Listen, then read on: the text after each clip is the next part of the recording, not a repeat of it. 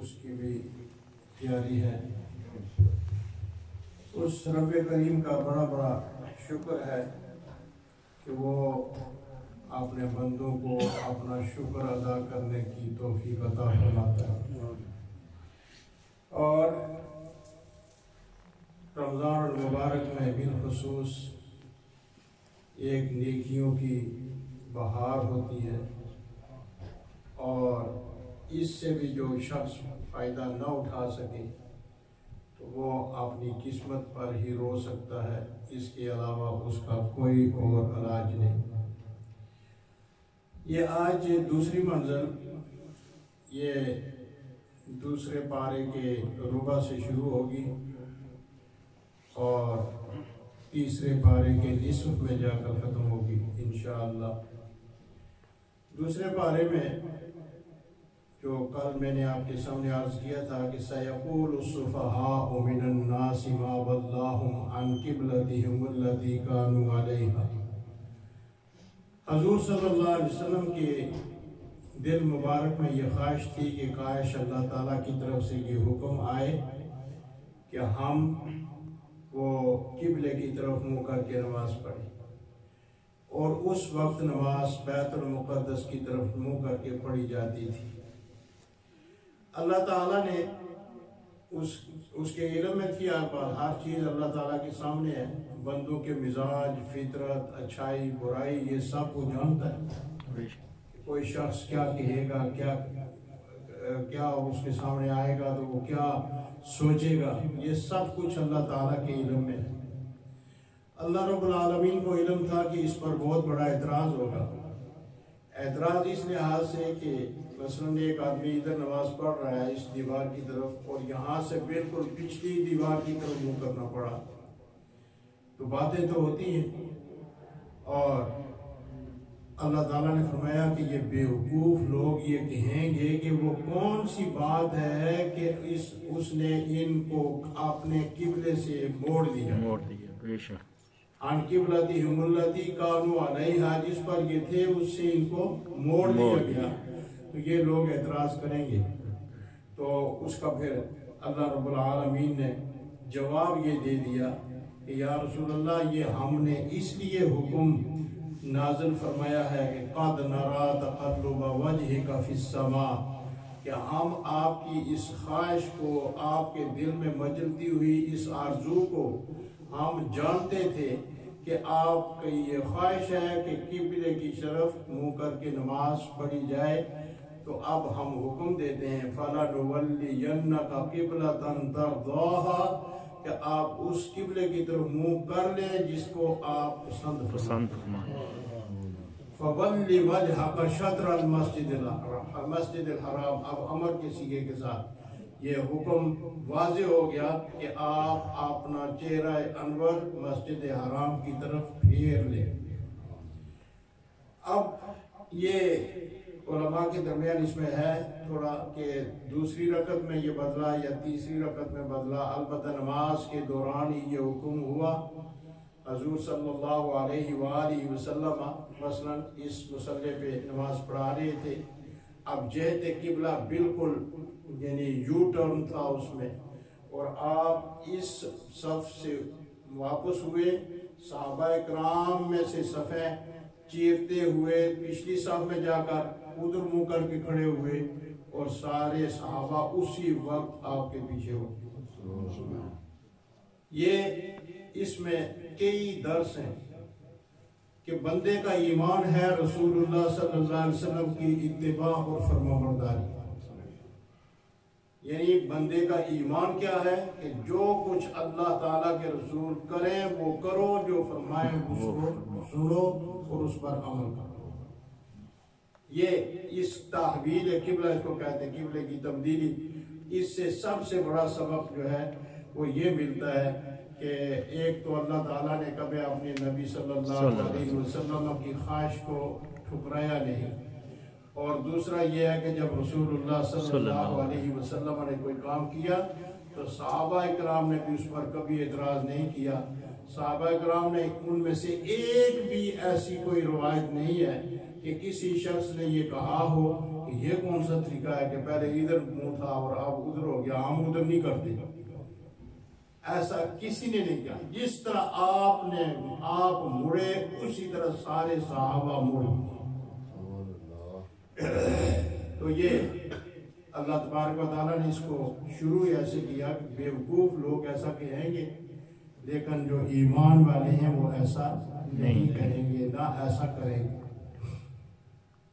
اس کے بعد اس میں یہ تحریم کی یعنی حرام بعض چیزیں حرام کی گئی ہیں. وہ آیہ مبارکہ ہے انما حرم علیکم المیتۃ والدم ولحم الخنزیر وما اہل به لغیر اللہ، کہ اللہ تعالیٰ نے یہ چیزیں تمہارے لیے حرام کی ہیں. اللہ رب العالمین نے ہر اس چیز کو بندے کے لیے حرام کیا ہے جو بندے کے لیے مفید نہیں تھی. حالانکہ ساری چیزیں اللہ تعالیٰ نے پیدا فرمائی. جن چیزوں کے اندر فائدہ تھا اس کو حلال رکھا، جس کے اندر فائدہ نہیں نقصان تھا بندے کا اس کو حرام کر دیا. اب یہ شراب کی حرمت کے پیچھے کہ اس سے انسان کا دماغ خراب ہوتا ہے اور وہ بے ہوش ہو جاتا ہے. بعض اوقات اگر وہ زیادہ پی لے تو اسے یہ پتہ ہی نہیں ہوتا کہ میں زمین پر ہوں یا میں آسمان پر ہوں، یا میرے سامنے کوئی انسان ہے یا کوئی حیوان ہے، اتنی پہچان بھی نہیں رہتی. تو پھر انسان انسانیت سے گر جاتا ہے. حالانکہ انسان کو اللہ تعالیٰ نے عقل کی دولت دے کر پوری دنیا کی حکمرانی عطا فرمائی، اور یہ ساری بات عقل کی بنیاد پر ہے. ویسے ضروریات کے لیے تو ہر حیوان کو اللہ تعالیٰ نے عقل دی ہے. یعنی یہ آپ کو تجربہ ہوگا، بڑے لوگ ہیں آپ، کہ اگر 10-15 بکریاں کسی نے رکھی ہوئی ہوں اور ان کے چھوٹے چھوٹے بچے ہوں، تو جب وہ بکریاں اپنے گھر میں جاتی ہیں اور ان بچوں کو کھولا جاتا ہے تو ہر بچہ اپنی ماں کے پیچھے جاتا ہے اور ماں بھی اپنے بچے کو قبول کرتی ہے. اتنا عقل جو ہے وہ حیوانوں کے اندر بھی ہے. پھر یہ جو گھروں میں رکھے ہوئے جانور ہوتے ہیں، یہ جب چرنے کے لیے باہر جاتے ہیں تو پھر جب شام ہوتی ہے تو واپس آتے ہیں تو صرف اپنے گھر میں سیدھے آتے ہیں. بکریاں، بھیڑیں، بھینسیں، بیل سارے. یعنی اللہ تعالیٰ نے اتنی عقل ایک حیوان کو بھی عطا فرما رکھی ہے کہ وہ اپنے کھانے پینے کی، یہ بھینسوں کو پتہ ہوتا ہے کہ فلاں جگہ پانی ہے وہاں پانی پینا ہے، بکریوں کو بھی پتہ ہوتا ہے. تو یہ اتنی عقل ہر ایک کو اللہ تعالیٰ نے دی. لیکن انسان کو عقل وہ دی ہے جو اس کائنات کو مسخر کرتی ہے. اب یہ جہاز جو ہیں یہ حیوانوں نے نہیں اڑائے، یہ انسانوں نے اڑائے. اب یہ بجلی حیوان نے پیدا نہیں کی، یہ انسان نے پیدا کیا. یہ تخلیق ہے، اور تخلیق کا مرحلہ اور تخلیق کی نعمت سے اللہ تعالیٰ نے صرف انسان کو ہی مخصوص فرمایا اور اس کو یہ عطا فرمایا، یہ قوت عطا فرما کر کائنات کی بادشاہی، حکومت، ملکیت اس کے حوالے کر دی. تو اب یہ کہ مردار اس کو حرام کیا. مردار کہتے ہیں کہ حلال جانور جب ذبح ہوئے بغیر مر جائے تو اس کو مردہ کہتے ہیں. وہ ویسے حرام نہیں تھا، اب وہ حرام ہوا کہ اس کو ذبح نہیں کیا گیا. اگر وہ ذبح ہو جاتا تو وہ حلال ہوتا، اگر ذبح نہیں ہوا تو حرام ہو گیا. وجہ کیا ہے؟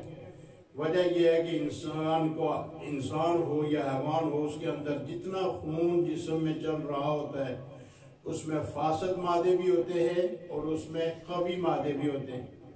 اور انسان جب بیمار ہوتا ہے تو وہ فاسد مواد کی وجہ سے ہوتا ہے. جو جانور مرتا ہے وہ بھی کسی نہ کسی بیماری کی وجہ سے مرتا ہے. جب اس کو ذبح کیا جائے، خون اس کے جسم سے نکل جائے تو ساری بیماریاں بھی نکل جاتی ہیں، اور اگر خون اندر ہی رہے اور وہ مر جائے تو ساری بیماریاں اس گوشت میں موجود رہتی ہیں. اس لیے مردار کا گوشت کھانے سے منع کیا گیا، اس کو حرام کیا گیا. اب وہی بکری ہے، اگر وہ ذبح ہو جاتی تو اسے کھانا جائز تھا، اگر وہ ذبح نہیں ہوئی تو اس کو کھانا حرام ہو گیا. لیکن اس کے پیچھے حکمت کیا ہے؟ حکمت یہ ہے کہ یہ اب انسان کے لیے مفید نہیں رہی. اب انسان کے لیے اس میں ضرر آ گیا، اس سے تکلیف ہو سکتی ہے، اس سے بیماری بن سکتی ہے، لہذا اس کو حرام قرار دے دیا.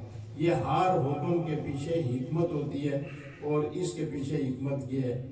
اب خنزیر کے بارے میں بڑا یہ مسئلہ جو چونکہ یہاں کے لوگ کھاتے ہیں، غیر مسلم لوگ کہتے ہیں جی کہ یہ کھاتے ہیں، ان کو کچھ نہیں ہوتا۔ اب اس کے پیچھے حکمت کیا ہے خنزیر کے حرام ہونے؟ تو اللہ کے رسول صلی اللہ علیہ وآلہ وسلم نے فرمایا کہ اس کے اندر غیرت نہیں ہے، اس کے اندر غیرت نہیں ہے، حالانکہ کتے کے اندر ہے، دوسرے حیوانوں کے اندر ہے، اس کے اندر حیا نہیں، غیرت نہیں، اور جو بندہ اس کا گوشت کھائے گا اس کے اندر بھی یہی کیفیت پیدا ہوگی۔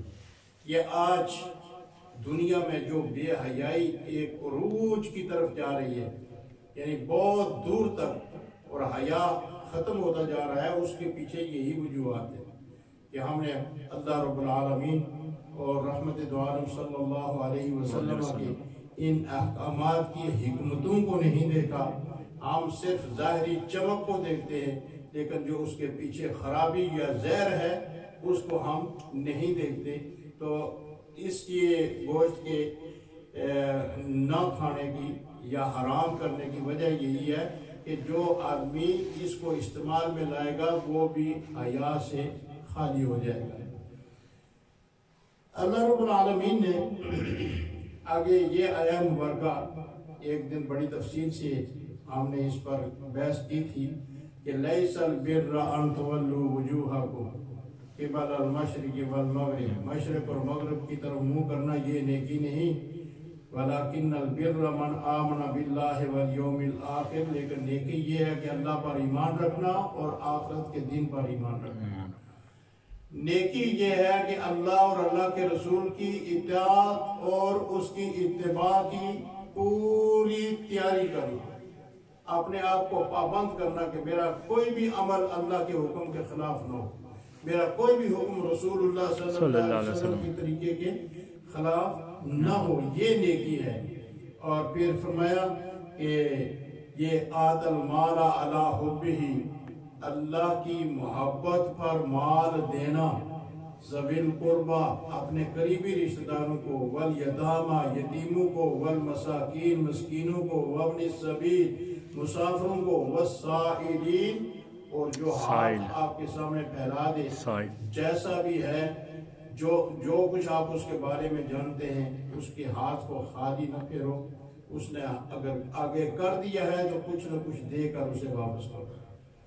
وَالسَّائِلِينَ وَفِي الرِّقَابِ، اور اسی طرح جو غلام ہیں اور ان کا مالک کہتا ہے کہ اتنے پیسے دو تمہیں ہم آزاد کر دیں گے، تو ایک انسان کو غلامی سے آزادی دلانے کے لیے یہ جو مال تم اللہ کی محبت پر خرچ کرو گے یہ بڑی نیکی ہے، یہ ساری نیکی کے کام ہے۔ اور پھر وَأَقَامَ الصَّلَاةَ، نماز قائم رکھو، یہ سب سے بڑی نیکی ہے۔ وَآتَ الزَّكَاةَ، زکوٰۃ دو، یہ بہت بڑی نیکی ہے۔ وَالْمُوفُونَ بِعَهْدِهِمْ إِذَا عَاهَدُوا، اور جب کسی سے وعدہ کرو تو اس وعدے کو پورا کرو، وعدے کو پورا کرو، یہ بہت بڑی نیکی ہے۔